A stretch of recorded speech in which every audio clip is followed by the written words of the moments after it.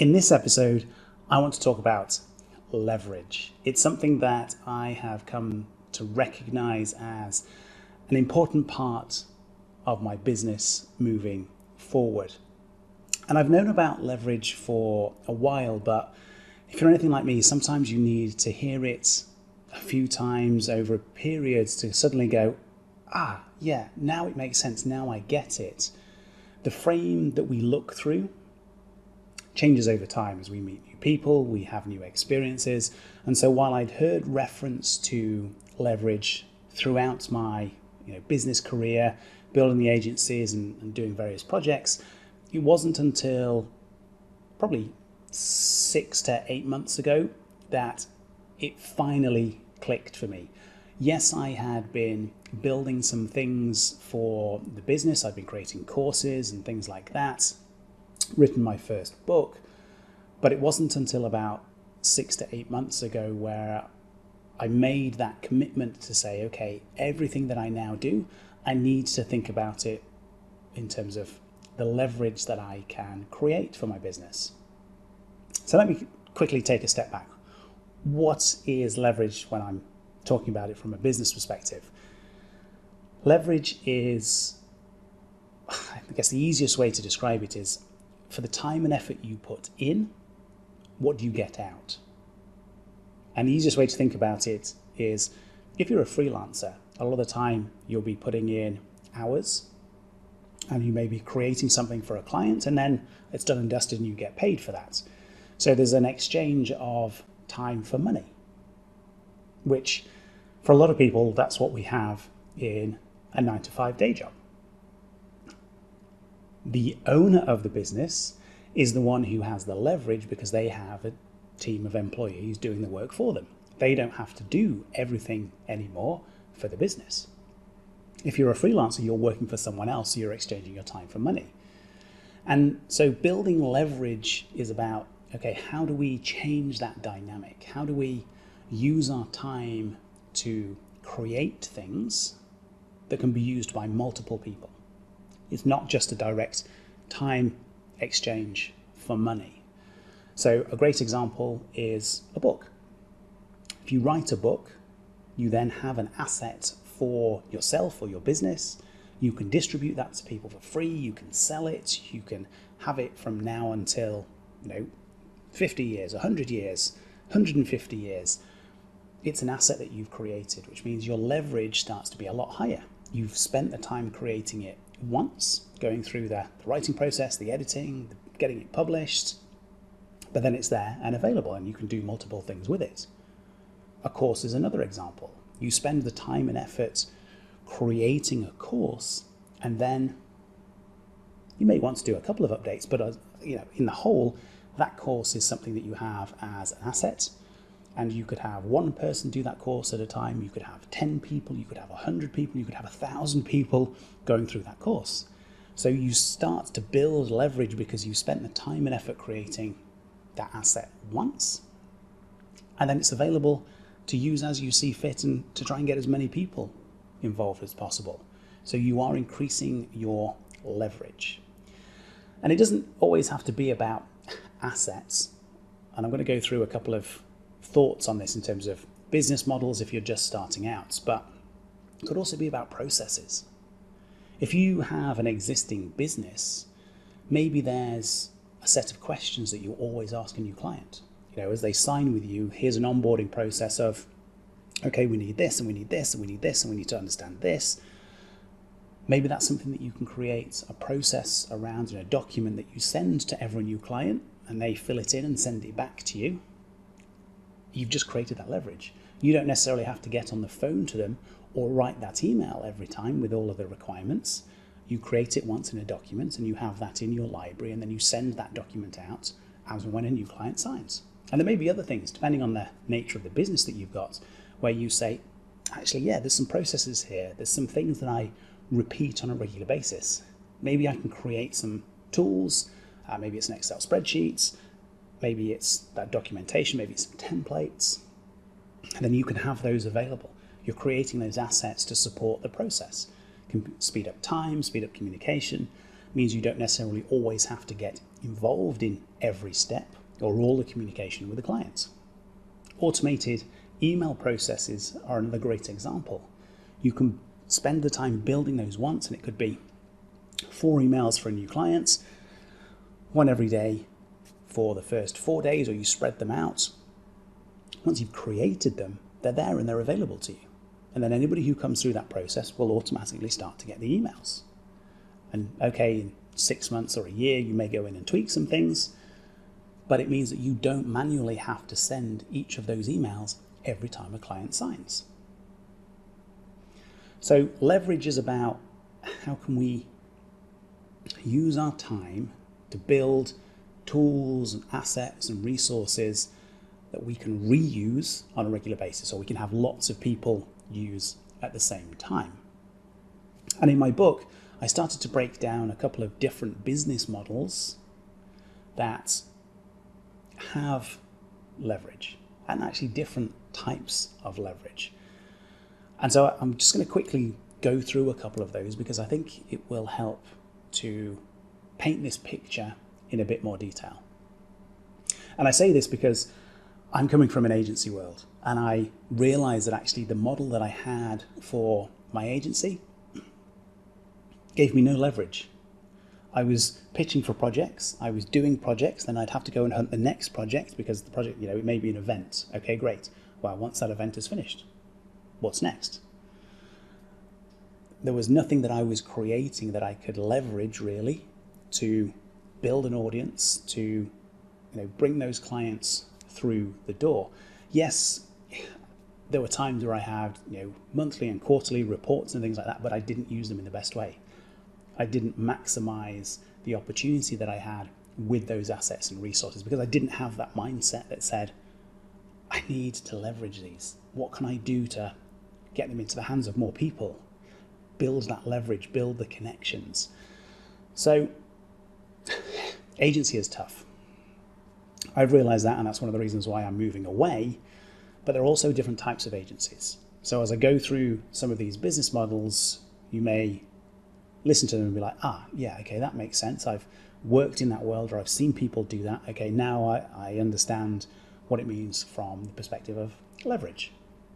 Because at the end of the day, if we are growing a business, we've got a family, and it's how can we do more, as in get the business to do more while using less time and putting ourselves in a position to earn more. And that's what leverage is about. How can we put the time and effort in to start with, build some things, assets, processes, and documents, templates, workbooks, whatever it may be, have those available, reuse those, use them to get clients and customers, and then build out from there. So on one end of the spectrum, there's the low leverage. So graphic designer is an example that I use in the book. You may have a brief from a client, and you then have to use your graphic design skills, your artistic skills to create something for them, and then you hand it over and it's like, right, that's done. Now I need to go and find another client. So you spent the time and you get paid for that time, but there may not be things that you can reuse. You've just created a set of images. Now, if you create templates that you can reuse, okay, now you're starting to have a bit of leverage because it may speed up the process for the next client. You can reuse those templates, change color schemes, change the layouts of things. You've got a templated approach. It starts to give you a bit of leverage, but a lot of the time as freelancers, it is an exchange of time for money. Low leverage. Moving on from there, okay, different type of category. Agency, I mentioned it, project-based. A lot of the time, the briefs or the requirements from the clients may be unique, so there's very little you can do in terms of building assets or things that you can leverage specifically from a project. There may be, it may be a case of, okay, here's a financial model, maybe I can reuse that. Here's that onboarding process and the documentation. But on the whole, it's probably likely to be quite low in terms of how much leverage you create. Now, if you take an agency model that is recurring services, slightly different amount of leverage there. Repeat process, again, you maybe have that onboarding process because every client is going to be the same. They're wanting Facebook advertising, or they're wanting posting on social media, or they're wanting video editing or something like that, and you have a recurring service for someone, there'll be some processes that you can build in, some documentation, some assets to support that client communication, the relationship, the onboarding process. Maybe it's the way that you deliver the outputs or the reports to the clients. So there'll be things that you can do to start increasing the amount of leverage. Maybe it's using case studies to secure new clients, creating those videos, and you have those on a sales page and a funnel, and then you can say, right, okay, these are now assets for the business. I've got these testimonial videos from the clients that I've previously supported. I can use those as a leverage piece because I can then direct traffic to those. People can see those videos, they can watch them, they can get an understanding of how we supported previous clients, then maybe they'll get in contact and want the service. Next level, I mentioned courses, writing books, coaching, things like that. Often that is a case of, if you're coaching, it may be frameworks, it may be group coaching or communities, so you can have more people involved for one element of your time. So if we take it as a unit of time, you may say an hour, okay? If you do one-to-one, you will end up needing to charge more because that is a case of paying for your time. If you do group coaching and you may have 10 or 20 people onto a call for 1 hour, that's much higher leverage because you can have 20 people paying you to access your knowledge and expertise and your support for 1 hour of your time. Yes, it's still an exchange of time for money, but the leverage is greater because you're supporting more people at one time. If you create a community like I have with the Freedom Hunters Club, you can put assets and tools and maybe drop in and write some comments on posts and see what questions people are asking, but you may be able to then support hundreds or thousands of people. You put yourself in a position where you may only spend 1 to 2 hours per day supporting that number of people. You've got much higher leverage. Courses, I mentioned it, creating it once, being able to put that out into the world, have tens, hundreds, thousands of people take your course. You've created an asset, you can then leverage that. Writing a book is exactly the same. And you'll notice the things that I'm mentioning here, this is the business model that I am taking. I have the book. I have Finally Find Freedom as a book that I can leverage. I have the Chain to Champion course. It's an 8-week program. I can have multiple people participate in that at the same time. They can go through it, do the exercises and come out the other side and say, okay, great, now what? I have a community, Freedom Hunters Club. And so then I can support them if they want to be a member of the community. And then I can spend my time creating the content for that community into the club. It could be small courses, could be Q&A sessions, things like that. Doesn't necessarily mean it's using all of my time. So I am building that leverage. And another one that I touch on in my book, and it's also something that I came across probably over the past year or so, was growth partners. Now, this is more about using skills and expertise to support businesses. Two great examples in this are, if you specialize in e-commerce or you specialize in email marketing, maybe you go into a business and rather than say, I'll give you X amount of time and you pay me for that, the conversation becomes, if I help you to grow, let's share that revenue. The new money that I'm able to help you generate, I would like a percentage of that. So you may only go in and you may have a look at someone's email setup, and it may be the automated emails and things like that. You go and make a couple of tweaks, and suddenly they generate an extra $1,000, $10,000, $100,000. Well, you can get paid on the back of that. If you've agreed a percentage, you're now putting your time and effort into helping them grow, because that's how you get paid. But it means that you have much greater leverage in terms of the revenue and the money that you can generate, because it may only be an hour. You look through things and be like, I know exactly what needs to happen here. You make those changes and suddenly they're generating more revenue and you can take your percentage off the back of that. E-commerce is exactly the same. Maybe it's changing the layout on the product pages, changing some copy, changing the way that the products images are displayed. You may put in a little bit of time, but that little bit of time could have a massive impact on business because you're using your skills and your experience. So that is what a growth partner does. A lot of the time it's about taking a percentage of the new revenue that is generated from you spending a bit of time and effort. So that is a high leverage model, because you're not just getting paid for, an hourly rate or, one set deliverable. It's based on a percentage of whatever you help that business generate. So there's a couple of different business models that I've touched on there, but the core concepts, and as I mentioned, over the past 6 to 8 months, this was something that came home to me. And Alex Hormozi's 2 books, $100 million offers and $100 million leads, helped my thinking around this, and conversations that I've had with coaches and other business people, and my own experience of the agency that I was running. And it's like, I have no leverage. Every time it's a project, great, and then I'm spending my time to deliver that project, and it's like, well, I'm spending that time, I can't do anything else. That's, yes, it's helping me generate the revenue from that project, but there's no leverage there. And so that's why I've made the change in my thinking and the business model to say, okay, how can I create those assets, those resources, those tools that multiple people can use at the same time? I can spend the time creating once.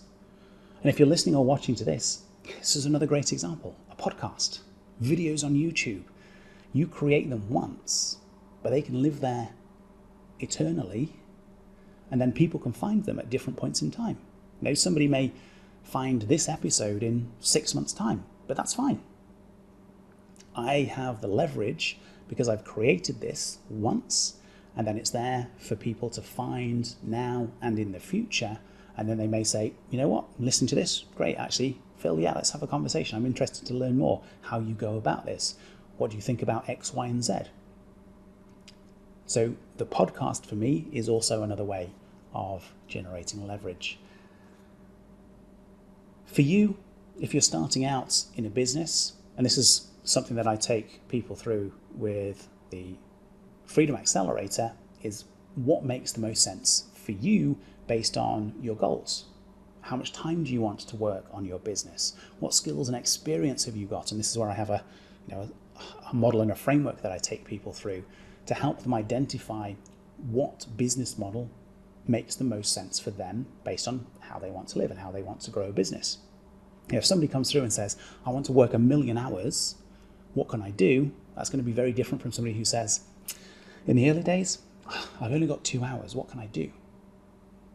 So how can we then build or use that 2 hours to create assets that it may take a couple of weeks or a month to create and finish, but then they have available to them that they can use and market within those 2 hours that they continue to have, until such time where it's grown to a point where it's like, actually, now I can change how I use my time. Maybe you get to that point and you can stop the 9 to 5, and it's like, right, now I have more time to commit to this. I've already got the assets that I've created. I've got some leverage. How do I now expand upon that? How do I increase my leverage? How do I market further and get more people involved? So yes, there is a process that I take people through, identifying their skills and experience, because initially it may be that they have the skills and experience where they can be a growth partner. They can say, oh, I've done this in the corporate world, this was my role, this is what I did, X, Y, and Z. Now I'm going to move that across. And if I can help a couple of clients improve email conversion rates, e-commerce, any of those sorts of things, you may be able to take a percentage. That gives you your base to start building your business. You grow from that, get those case studies, and so you go on, and it may be that you spend 1 hour to make $10,000. It sounds pretty good to me. So the process that I work through with people is exactly that. Let's think about how much time you have available, how much time you want to spend, what skills and experience do you have that you could put into a new business? Are there some things that interest you? Okay, if you want to write a book, how do we maximize that? How do you use it once you've written it? How long is the book going to take you to write? And so we then start to put that plan together and work against the plan so that everybody can get to a point where it's like, right, I know exactly what it is that I need to do. I've got an idea of how I'm going to do it. I know the type of leverage I'm building. I know the goal in terms of how much time I want to spend. And then it'll be, okay, how do we build on from there to generate the revenue, build the business to a point where if they're in a 9 to 5, they can do that switch over. So a lot of my focus is now on helping people recognize that there are ways to generate leverage. And that's about building a business. There's a whole different side that you can go down as well. Building on Amazon, creating products and listing them. Create them once, have them listed on Amazon. You may just need to resupply every now and again, but that's another way of creating leverage. Affiliate marketing. You sign up for some things, you promote it to an audience. If you get the conversions, then you get some revenue on the back of that. You may be able to sell multiple different products without you having to create any products. So there are lots of different ways of thinking about this. But the key takeaway is, how can you create a structure, how can you create a model where you don't have to work 60 and 70 and 80-hour weeks on your business? You set things up in a way where you create leverage, either by creating your own assets or using other people's assets. And then you can scale from there in terms of, I'm going to use my time a little bit. I know I have something that can serve multiple people at the same time. Therefore, I'm not directly exchanging time for money. I can scale that over time.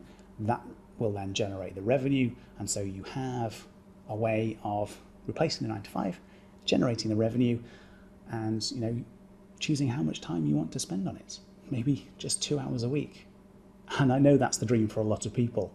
The research that I did for my book was, how can I spend more time with family? Well, you're still going to need to generate some income, some revenue somewhere to be able to pay the bills and mortgage, or go on trips and experiences and holidays. But if you only want to work a couple of hours per week so that you can spend time with family, we need to think about what those business models are that we can use to generate that revenue without spending all the time. And that's what leverage is about. Putting yourself in a position to maximize the return that you get for the time that you invest.